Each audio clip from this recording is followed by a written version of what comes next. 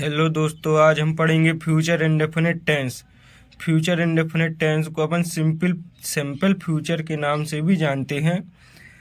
इस टेंस के अंत में ख़त्म होते ही कुछ वाक्य दिए हुए हैं, उनको ज़रूर बनाएं और वीडियो अच्छी लगे तो लाइक और चैनल को सब्सक्राइब जरूर करें। इस फ्यूचर इंडेफिनिट टेंस इसी को सिंपल फ्यूचर के नाम से जानते हैं। इसकी पहचान होती है वाक्यों की क्रियाओं के अंत में गा, गी, गे इत्यादि शब्द आते हैं। इसकी हेल्पिंग वर्ब सहायक क्रिया होती है विल या सेल। मुख्य क्रिया एम बी फर्स्ट का प्रयोग करते हैं। विल या सेल होता है जो आई और बी के साथ में सेल का प्रयोग करते हैं और शेष सभी के साथ में विल का प्रयोग करते हैं। अब आगे देखते हैं, आगे अफर्मेटिव सेंटेंसेस। साधारण वाक्य का नियम होता है सब्जेक्ट, कर्ता, हेल्पिंग वर्ब हमारी ये will shall, M B first, object, कर्म, ओ डब्ल्यू अन्य शब्द। जैसे कि वाक्य दिया हुआ है वह है एक पुस्तक खरीदने के लिए बाजार जाएगा।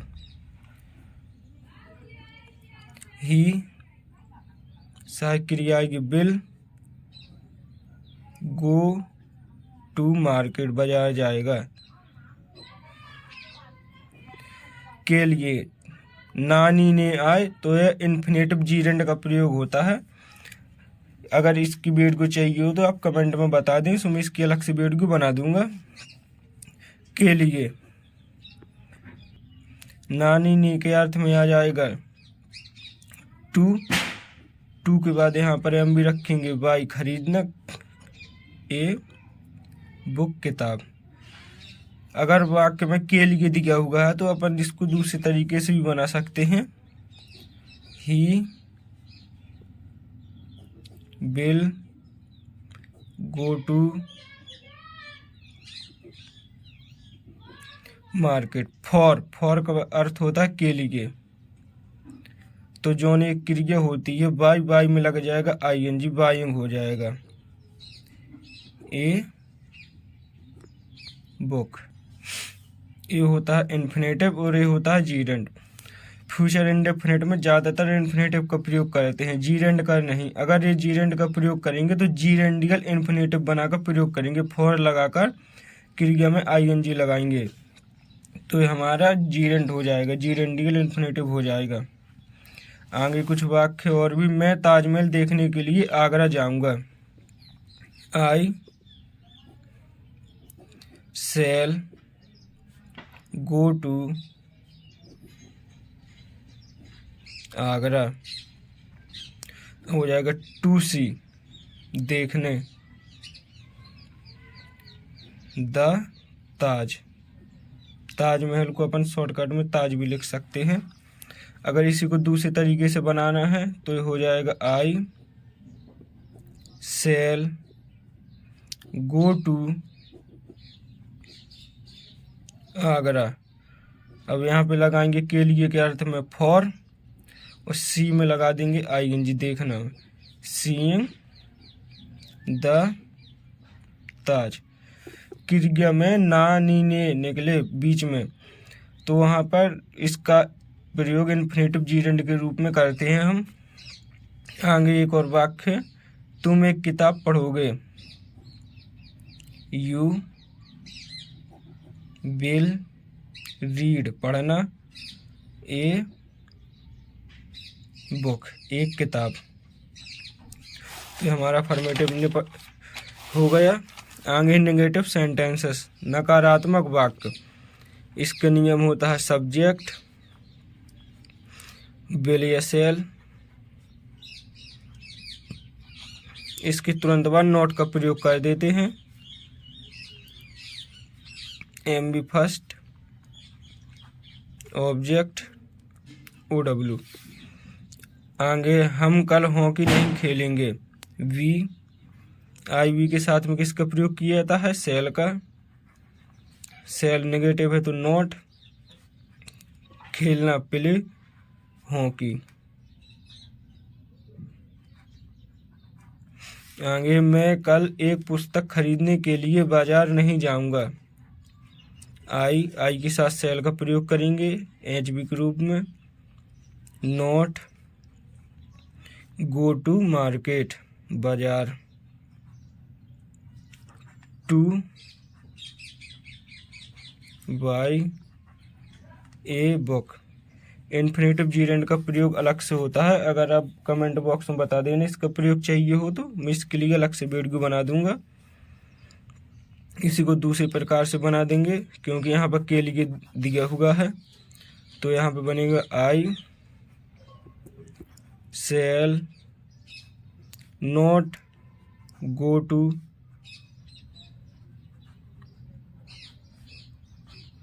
मार्केट। फॉर लग जाएगा, बाई में लग जाएगा ING बाइंग ए बुक। आगे इंटरोगेटिव सेंटेंसेस, प्रश्नवाची वाक्य। इसका नियम होता है विल या सेल आगे रख देते हैं, जो हेल्पिंग वर्ब होती है हमारी।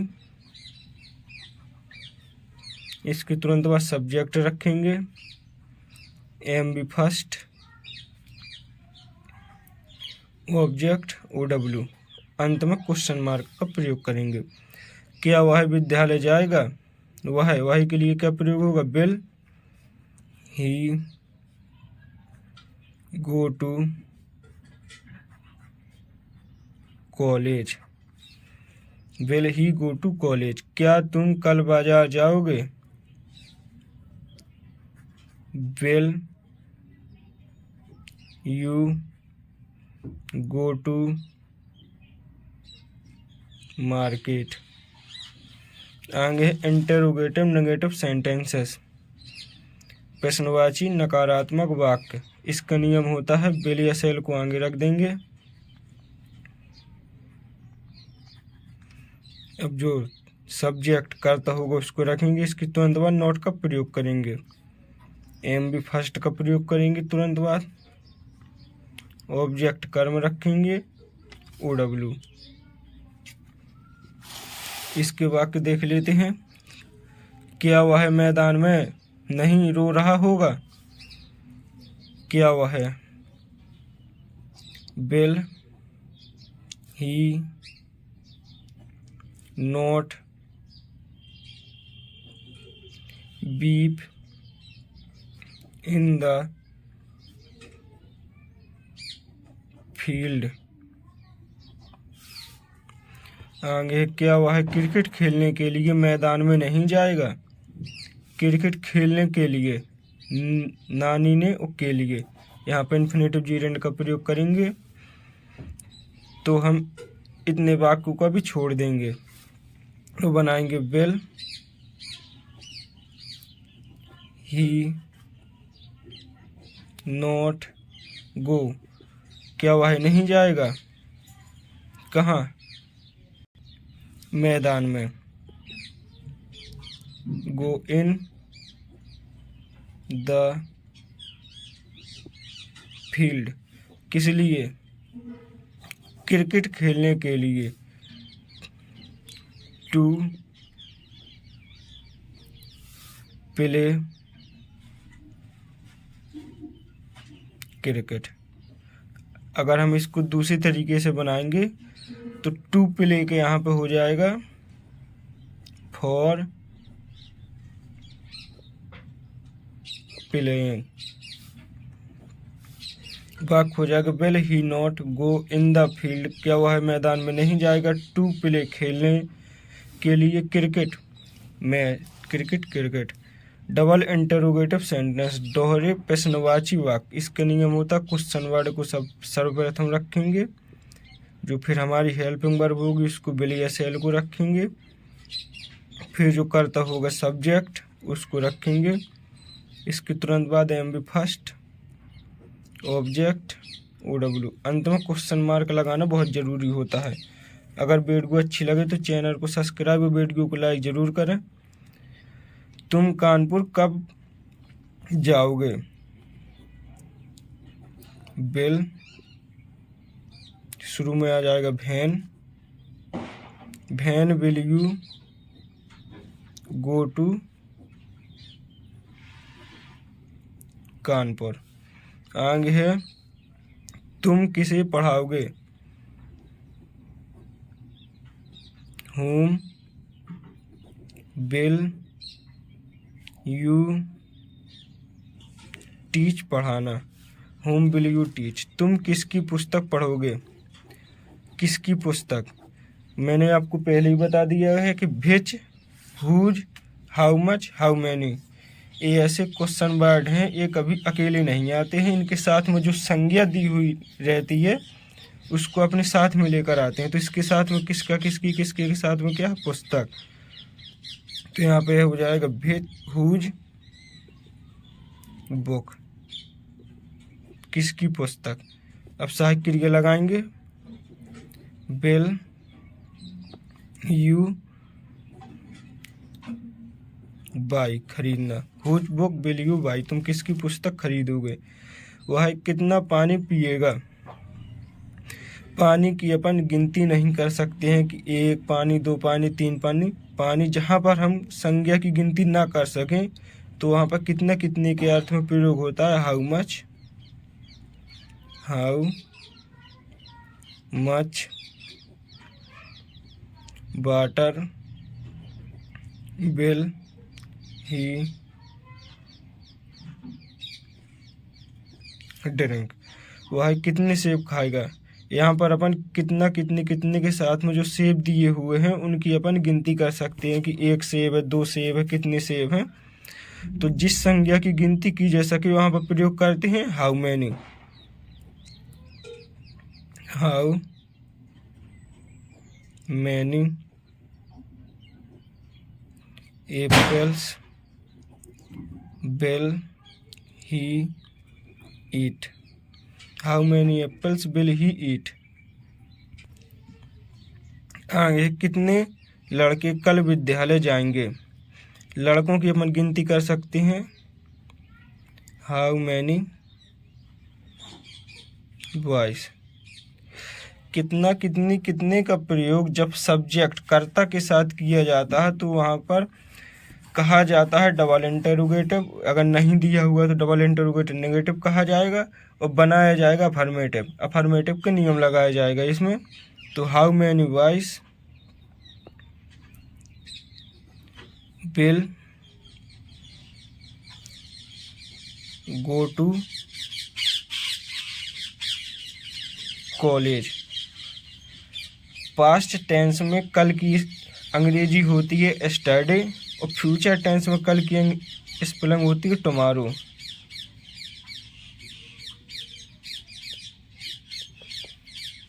How many boys will go to college tomorrow. आगे है डबल इंटरोगेटिव नेगेटिव सेंटेंसेस, दोहरे प्रश्नवाची नकारात्मक वाक्य। इसका नियम होता है सर्वप्रथम क्वेश्चन वर्ड को रखेंगे, विल या सेल को रखेंगे, विल या सेल के तुरंत बाद सब्जेक्ट कर्ता को रखेंगे, इसके तुरंत बाद नॉट का प्रयोग करेंगे। M B first, object OW, अन्य शब्द क्वेश्चन मार्क का प्रयोग अवश्य करेंगे। कितने लड़के कल विद्यालय नहीं जाएंगे, how many boys will not go to college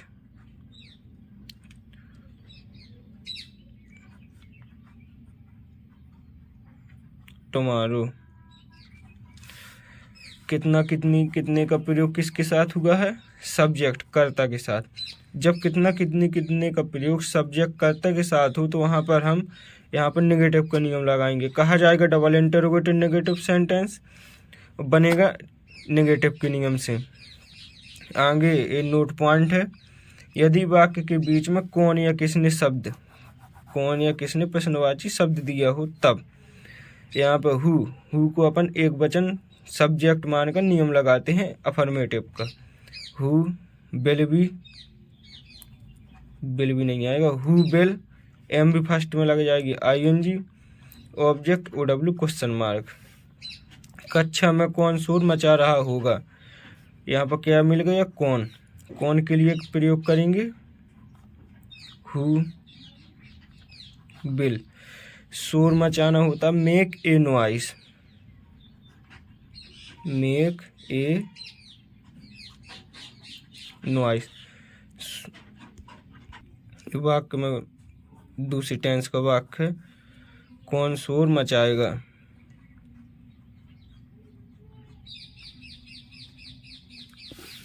तो बनेगा who will make a noise, कहाँ, कक्षा में, इन द। अगली टेंस का वाक्य लिख दिया था मैंने, तो इसको बदल दिया है, कक्षा में कौन शोर मचाएगा। Who will make a noise, शोर मचाना, इन द क्लास। आगे है जो इस टेंस का सबसे महत्वपूर्ण नोट पॉइंट है, अंग्रेजी अनुवाद करते समय अगर वाक्य में पक्का इरादा, दृढ़ निश्चय अथवा अवश्य शब्द दिया हो तो यहाँ पर विल और शैल के प्रयोग बदल जाते हैं। आई और बी के साथ किसका प्रयोग करते थे हम, शैल का, लेकिन यहाँ पर करेंगे विल का और शेष सभी के साथ शैल का। कब करेंगे, जब वाक्य में पक्का इरादा, दृढ़ निश्चय अथवा अवश्य, ये महत्वपूर्ण है। अगर वाक्य में अवश्य मिल जाए तो आई बी के साथ विल का प्रयोग करेंगे, शेष सभी के साथ शैल का प्रयोग करेंगे। जैसे कि वाक्य दिए हुए हैं, मैं तुम्हें कल विद्यालय में हिंदी अवश्य पढ़ाऊंगा। क्या मिल गया हमको, अवश्य।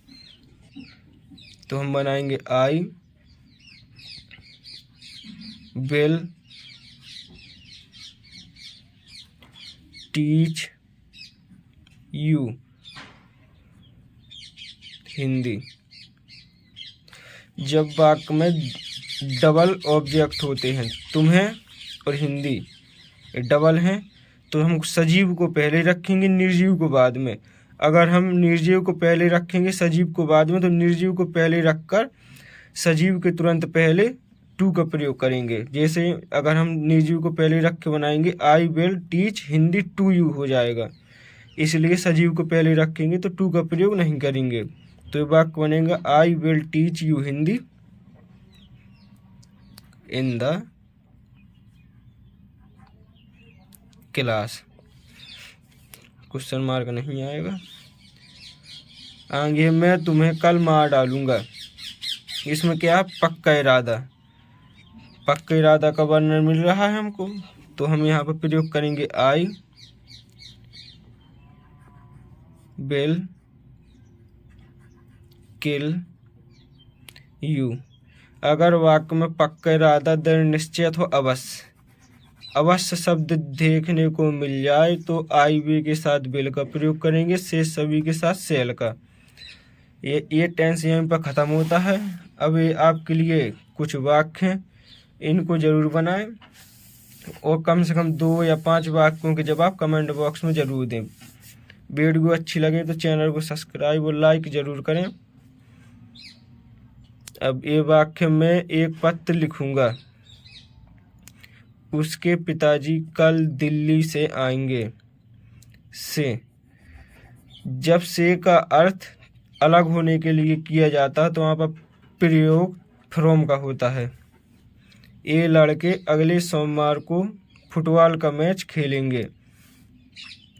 मैं कल अलीगढ़ अवश्य नहीं जाऊंगा। क्या मिल गए, अवश्य। यहाँ पे विल या शैल का प्रयोग उल्टे होकर लगेंगे, आई बी के साथ विल का प्रयोग होगा, शेष सभी के साथ शैल का प्रयोग होगा। लड़के दिन में नहीं सोएंगे। क्या वह तुमको कुछ कलमें देगा। क्या वह तुमको कुछ कलमें देगा। सीता कौन सा गाना गाएगी। कौन सा गाना साथ में आएगा, विच सॉन्ग बनेगा क्वेश्चन वर्ड। वह किसकी मेज तोड़ेगा।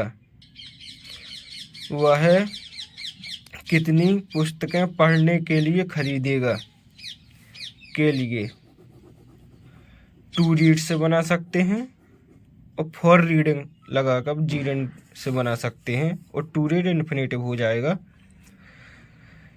वह कल कितना दूध पिएगा।